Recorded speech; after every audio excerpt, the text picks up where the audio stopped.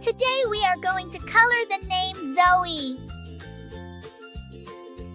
You can use colored pencils or markers. You can download the template at the link. Orange and pink make a lovely combination.